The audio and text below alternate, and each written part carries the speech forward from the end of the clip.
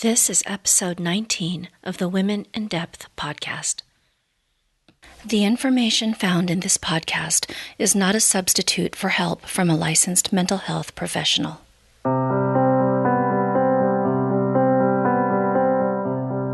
Hi, and welcome back to the podcast. Today our topic is a topic that has a lot of mystery around it, a lot of misconceptions, a lot of questions, possibly fear and discomfort, and this is the area of hypnosis, also known as hypnotherapy. Hypnosis has been around for a pretty long time. When I did my research before this episode, it said that as far back as the late 1700s, and that hypnosis is now used in the dental field, in the medical field, and also in the mental health field. And of course, I think most of us are aware of hypnosis used as entertainment, which I think also adds to maybe the confusion or the misunderstandings that accompany hypnosis. So today, my guest, Stacey Horn, is going to talk to us a little bit more about what exactly hypnosis is, when it's most beneficial, what are some of the misconceptions, and just really deepen our understanding on hypnosis. So without any further ado, let's go ahead and get started with the interview.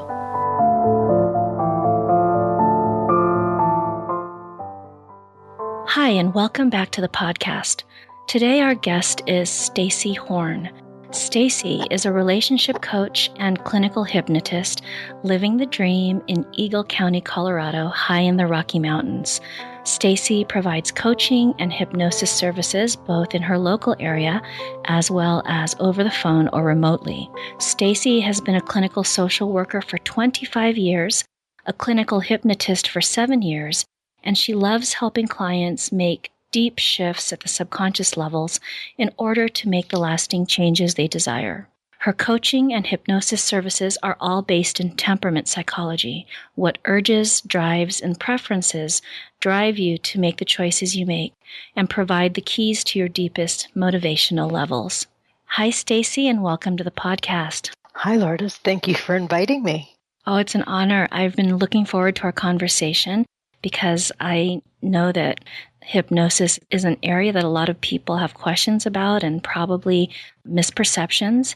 And so I'd like us to start with you just sharing a little bit more about yourself and your practice. As you said, I've been a social worker for 25 years, and I fell into hypnosis. I was actually born with hypnosis back in the 60s. The European doctors were often trained in hypnosis. So my mother's doctor here in the U.S. taught herself hypnosis for birth, and she's used it ever since. So when I became pregnant, I was 44. So I was at an advanced age, as the doctors say, and I used it to manage my blood pressure, and then I used it for birth, and I haven't stopped since. It's a marvelous tool for managing the body in deep ways, as well as managing and changing beliefs that no longer fit our circumstances, fit what we want for ourselves in life. So I'm excited to offer this tool to people and to teach them something they can use anytime, anywhere. I think that's really interesting that your mother used hypnosis when you were born, and then you also used hypnosis when your daughter was born. It was. I had to do it at that point.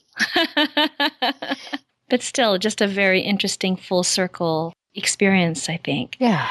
So I'd like to start with, just kind of starting with the basics of, what is hypnosis?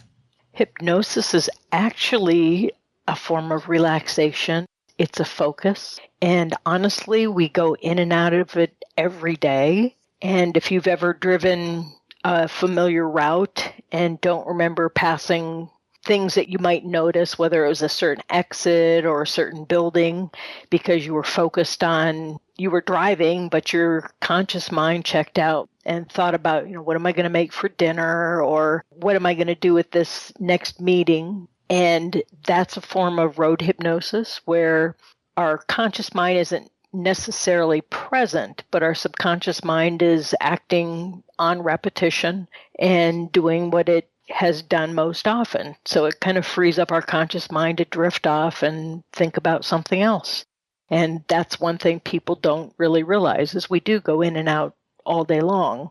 People also come into the office expecting that they're going to be unconscious and very deeply hypnotized like they're asleep, but that's typically not what happens. Some people do achieve a deeper level of hypnosis, sometimes the first time, sometimes a second session. But more often than not, it's kind of like before you fall asleep. It's that kind of dreaming, kind of in and out. I call it floaty because that's typically how I experience it, floaty feeling. So it's not really like what people do imagine it to be like. I think many people imagine it's unconscious, and it's definitely not that. So really it's very common because we all experience it, at least I would say frequently throughout our day or even our week, that we would be in that state of like a trance state, I think is what you were saying. Exactly, right? Exactly. And the other thing that's really important is people have seen so much on TV, in particular show performers. And one, I don't do that. I know how, I just don't. It doesn't fit for my intentions. I cannot make someone do something they would not ordinarily do. It doesn't work that way. Hypnosis is a therapy of consent, and someone has to be willing to participate. Otherwise, it just won't work. So making people quack like ducks or do things like that, that doesn't happen when I do the work. So that's one thing that people are often very worried about, that I'm going to make them do something. And so going back to, how you described that, for example, if you're driving somewhere and you don't remember the drive or you remember parts of it, when you go into those types of states, is there a reason? Like, why does your body do that? Is it because you are taking in too much information so it needs to take a break, or, what causes that? I don't even know if there's an answer to that. It's when we're doing something habitual, most often, like driving a regular route. But if we're driving and there's an accident or someone slams on the brake, our conscious mind automatically clicks back in self-protection. But if it doesn't have to pay attention, the conscious part of our mind starts thinking about other things that we're attending to and goes, again, on automatic pilot. If I'm making suggestions to someone during hypnosis that are in alignment with what they want, like they want to be a non-smoker, I'm offering suggestions that say, you are a non-smoker. You no longer have urges to pick up tobacco. It's simply a thing of the past, for example. And as long as someone's conscious mind is comfortable with that, it just checks out sometimes and says, okay, I don't need to pay attention here. Now, is being in a state of hypnosis then similar, or is it not being mindful? Is it the opposite of being present? I've been thinking about that. It's present, but again, it's more operating on a subconscious level. So the conscious literally comes in and out. One of the things I always ask people afterwards is, was there anything I said that stood out? Which is for me a test to determine, how conscious they were. And again, it's a form of relaxation. So the nature of the breathing, similar to mindfulness practices or yoga, slows down the brain, it slows down the body, and it can allow for a very crystal clear focus, or it can allow for the mind to check out and experience whatever else might be going on, whether it's attending to one's heartbeat and not necessarily thinking. So I don't know if that is a good... Well, what I'm hearing is that hypnosis then can actually be, yes, it can be not being present, but it also actually can be being very present and mindful and attuned to an inner process that's going on, it sounds like. Exactly, yes. So it's almost like it's both. It is. And again, everyone experiences it differently. I've had many people who are long-term practitioners of yoga or other mindful practices, and it's always interesting how they experience it. More often than not, they just say, wow, that really is different. Mm-hmm. So they're seeing a difference in those practices and hypnosis, but often they aren't verbalizing exactly what it is how they experience it differently. I was reading something that you had written, and you had mentioned how children live in this state, basically. And so I wanted you to share a little bit more about that so that our listeners can, maybe deepen their understanding so far of what these states are like.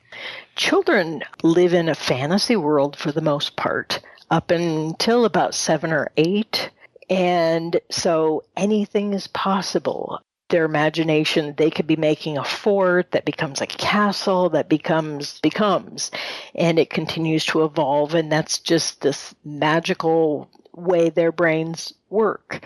After about 7 or 8, they often become a little bit more grounded, depending on the individual and how they're made.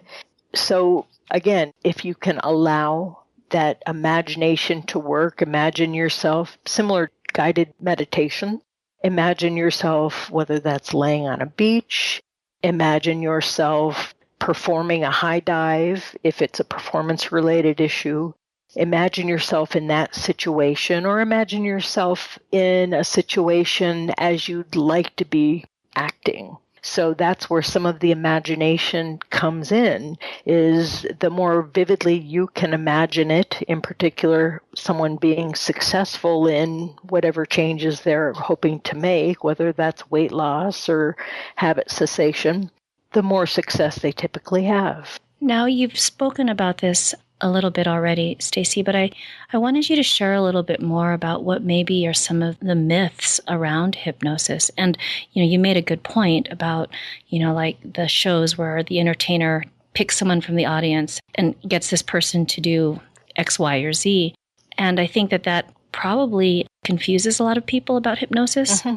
It does. And the hypnotist in a show is trained to watch for certain signs or symptoms that can let them know that someone is more susceptible to hypnosis. And again, a lot of it is simply willingness. So when they ask for volunteers and someone raises their hand, that is consent to participate. So that's number one, to have successful hypnosis. But beyond that, someone is essentially consenting to kind of play along. And people do some kind of silly things sometimes. There are some people who do some very obscene things, which is not okay as far as I'm concerned. And some people say they don't remember doing those activities, which may or may not be true. Based on my experience, I have difficulty believing they might not. But again, sometimes people just may not want to admit they acted in a way that they felt was silly or would have been embarrassing to them. Okay. So really one of the myths potentially is that you forget everything that happens under hypnosis, or that the hypnotist has complete control over you. Correct. And so you shared a little bit, with your own experiences of using hypnosis, but what are some other ways that hypnosis can be used to benefit a person? One of my favorite things to do in regards to traumatic experiences or bad experiences that people have had that interfere, whether that's in a relationship because someone has been cheated on, and as a result, the individual might be afraid that anytime someone walks out the door that they're going to abandon them or they're going to be having an affair. And I pretty consistently at this point do something I call release pieces. And the nice part about it is I never know necessarily what gets released, and the individual may or may not know what gets released, but typically they feel better. They feel lighter. They notice less and less of what had been interfering or thoughts that had been bothering them. So that kind of cleans the slate to begin with. For most sessions, I love that. Hypnosis is amazing as far as I'm concerned for anxiety and panic. Typically, I see people 2 or 3 times for hypnosis for those purposes. I've had people who have come to me, we've done 2 or 3 sessions, and I asked them, so what have you noticed? And they said, oh, yeah, I remember that used to happen, and indicating it's not currently happening or it's not interfering, it's not bothering me. I think that's absolutely amazing. And I've had that happen with people who have experienced anxiety and panic for years of their life. So I think that's really amazing that it can clean that up for them. People can use it for dental work, which I personally do. I use it for dental work. People use it for chronic pain, so they can manage their body in a way that they can often take less medication. Some people use it instead of medication, and that's pretty amazing too. So those are just a couple of the ways that I've used hypnosis with people. Weight management. One of the differences, for example, someone who is trying to stop smoking. I have people come all the time. I'm trying to stop smoking. I've been trying to stop smoking for years. Part of the hypnotic process is that they go from trying to make that change to I am a non-smoker. That's kind of a subtle difference, but it's a change in perception. And when someone sees himself as a non-smoker, the idea of smoking just doesn't fit anymore. I think it's amazing that hypnosis could actually be used for dental procedures and even childbirth. To me, that just blows my mind, because you think of the pain associated with those experiences, and to think that hypnosis can actually help you to manage that and to move through it, that's just mind-boggling. One of the easiest ways to think about that one is pain is such an emotionally charged word. You say pain, you're experiencing pain, and your body almost automatically tenses up. But I often ask people to use the word discomfort instead, because you can manage discomfort. It takes away a lot of that tension, a lot of the fear of pain. So that's usually one of the biggest steps for people. You can manage discomfort, and that's what helps make that change for people. So almost by choosing a word that is more neutral and less charged, it also helps with that process. Exactly. Words are so powerful. Well, I did an interview with Daniela Palloni on chronic pain and chronic illness, and she referenced a study where the subjects were told to think of either a more neutral word versus a more charged word, and they were all administered the same amount of, I believe it was a mild electric shock. And the study showed that those who were focusing on a more charged word experienced more pain. Yeah. That makes perfect sense to me. I'll have to follow up with her and ask about that study. Yeah. So what kind of individuals would, do really well with hypnosis? I think that people who have a good imagination, that makes it a little bit easier for them to picture themselves experiencing something different or being different. I think people who have some experience with whether it's yoga or meditation, it's a much more natural process for them. The difference is that instead of clearing your mind, it's again more of a shifting of your attention to more internal processes. So that's probably people who have the easiest time with it. But hypnosis is a tool that anyone can use. Again, it comes back to just willing to sometimes think outside of the box and to try to experience something that they've not experienced before. Often I have people come who've tried everything else, and their decision to use hypnosis and explore that for making the changes is sometimes their last-ditch effort before they decide they're just going to live with it.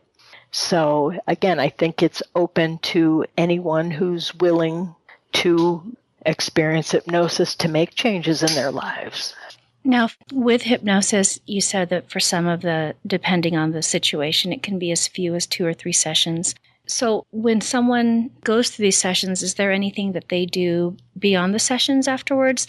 Any exercises or? I usually ask people to continue to practice breathing, and I like to suggest a breathing technique in particular for more physical issues, whether that's chronic pain or sleep issues. I see a lot of people with sleep problems, and it's breathing in for a count of 4, holding for a count of 7, and exhaling for a count of 8. That's also amazingly wonderful for someone who has panic or someone who's finding themselves just flooded by emotion for whatever reason, typically stepping into the bathroom and doing 2 or 3 of those breaths into the count of 4, hold for the count of 7, and exhale for the count of 8, basically gears our brains down into alpha waves, which is where relaxation and hypnosis both occur.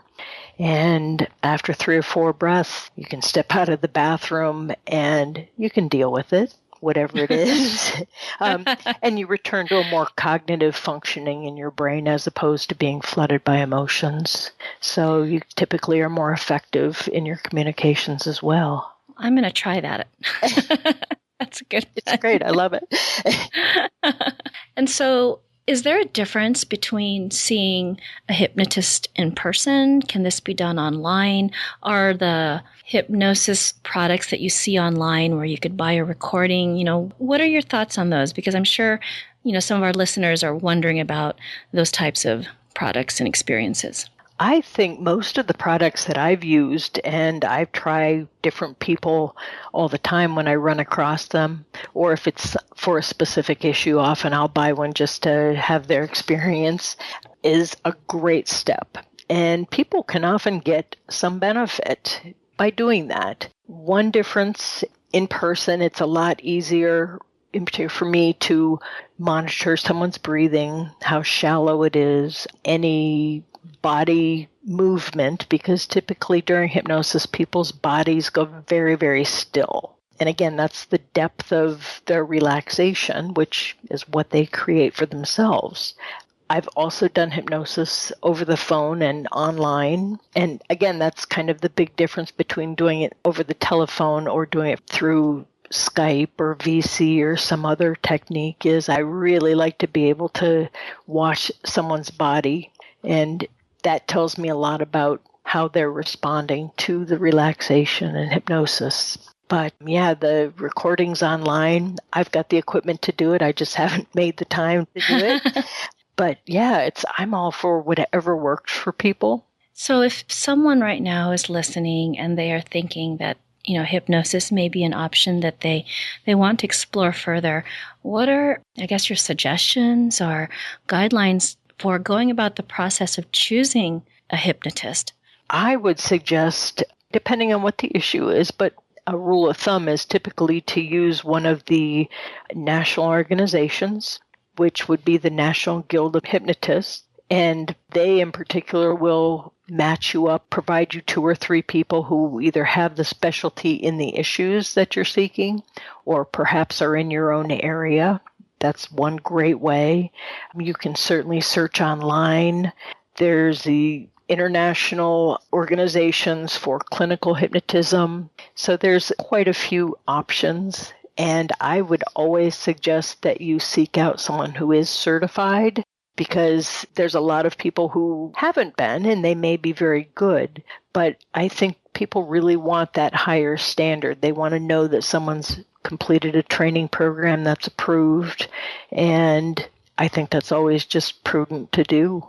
Yeah. And once someone has, selected a hypnotist and they've made this appointment, what can they expect? Like, what would happen at the beginning of this process and throughout the whole, for the whole hypnosis process? Well, for myself, typically I ask people to plan for an hour and a half for an initial session to make sure that I get a really clear idea on what the issue is, when it happens, when it began, and how it's impacting someone. And then I also have that very clear, and if this issue were fixed right now, how would you know? So I want someone to draw me a very clear picture that I might walk into a room and no longer feel anxious or that people are judging me or whatever their thought process might be. So I know exactly how they'd feel if it were fixed. And that typically can take about a half an hour. It might take a little bit longer if there's more, in particular, physical, like sleep problems or chronic pain, or sometimes performance enhancement. And then I've got a nice zero gravity chair, but I've also used couches. Some people like to sit up. And we begin the relaxation process. And hypnosis, a session can take anywhere from 20 to 45, 50 minutes. And basically they hear me yammering on in the background. Sometimes people hear different things. Sometimes people think I say one thing. That's not really what I say, but I say yes anyway, because that's what they experienced and that's what they heard. So I go with it. And in general, again, I experience it as kind of buzzy, pretty relaxed. Okay. It's kind of an odd thing because sometimes you can remember parts of it very clearly. And sometimes it's like just beyond your reach. Yeah. It's like, I know what you said, and it feels like it's gone. And again, that's the difference between a conscious process and a subconscious process. The subconscious essentially thinks in pictures and images and, experiences. And the conscious process is more about words and linear process. And hypnosis doesn't necessarily work that way. Wow, this has been so informative and enlightening, Stacey. Just really opened my eyes about hypnosis and doesn't make it so, mysterious. And, and, you just wonder, like, what's really happening when someone is hypnotized? And I'm sure that for many of our listeners, this has also helped to clarify that for them. I hope so. What are some of the best ways that a listener could get a hold of you? And also, if you wanted to share a little bit more about any projects or events that you have coming up, this would be a great time for you to do that. Well, probably the easiest way of finding out more about my practice is to go to www.stacey, Stacey, Horn, HORN.com. And I have one set of pages that are specific to hypnosis. And it explains frequently asked questions. It talks about areas that I specialize in, which typically are a lot about sleep impairment. And it's a lot about chronic pain and anxiety and fears, even unusual fears like being afraid of snakes or anything else. I also have a lot of people with trichotillomania, it's typically hair pulling, which is an anxiety disorder. So it explains some of those. And you can also call me at 970-616-4401, and I'll be happy to answer any questions. I'm happy to direct you to someone specific if you're seeking something very special and unique. One of my teachers is actually one of the foremost experts on hypnosis for fertility. And I've taken her course and I've been certified for that. But she's the baby whisperer. So, so I love to help people find a tool that works for them. And hypnosis can work for so many issues that if I can help someone get connected, I'm happy to do that. And Stacey, are you able to provide hypnosis services online? Yes, I do. Okay, I think that's important also. Yes. So if any listeners are interested in working with you, they know that that's an option. Thanks for reminding me of that one. I do. Okay, so one last question that I wanted to ask you before we wrapped up is, describe some of the ways that you've worked with hypnosis and the types of people who can really benefit. When it comes to women, what are, some of the best ways hypnosis can support women? I know you've mentioned childbirth and fertility, but what are some other areas? I have used hypnosis a lot I do a lot of, in my other work, in my coaching, I do a lot of work with couples who are divorcing or relationship issues. And one thing that comes up very often is if there's been an affair on either side, often some of those hurts. Hypnosis has been wonderful for allowing women to release some of those beliefs about themselves or the partner, depending on the situation, that allow them to go forward in the relationship, however that's going to go. that's one way that it's been really wonderful. I think I have a lot more women who, again, experience anxiety or end up having issues that are really interfering with their functioning as a result of anxiety and panic, more than men. And to have a pretty rapid response, again, typically after one session, they go away and they sometimes will say, gee, I didn't notice as much. So those are some of the ways that I've worked most effectively as well as frequently with women. So those are, as you said, fertility and birth are a couple of the other big ones that obviously impact women more than men. So, Stacey, thank you so much for your time and for sharing your insights today on the podcast. I know that what you shared will really be meaningful and helpful to so many of our listeners. So, I appreciate you being here and thank you so much. Lourdes, thank you so much for giving me this opportunity to tell people more about hypnosis and invite them to give me a call if they have any further questions. All right. It's my pleasure. Thank you, Stacey. Take care. Bye. Bye-bye. I hope you enjoyed today's conversation with Stacey. For me, the information she shared really demystified hypnosis for me. And I feel like I have such a better understanding of how hypnosis can actually be a support to someone. For show notes to today's episode, please visit www.lourdesfiato.com/women in depth, where you will find notes to today's episode, along with links to all of the resources that Stacey mentioned. And if you enjoyed today's episode, please subscribe on iTunes and leave a review. Thank you so much for listening, and see you next time.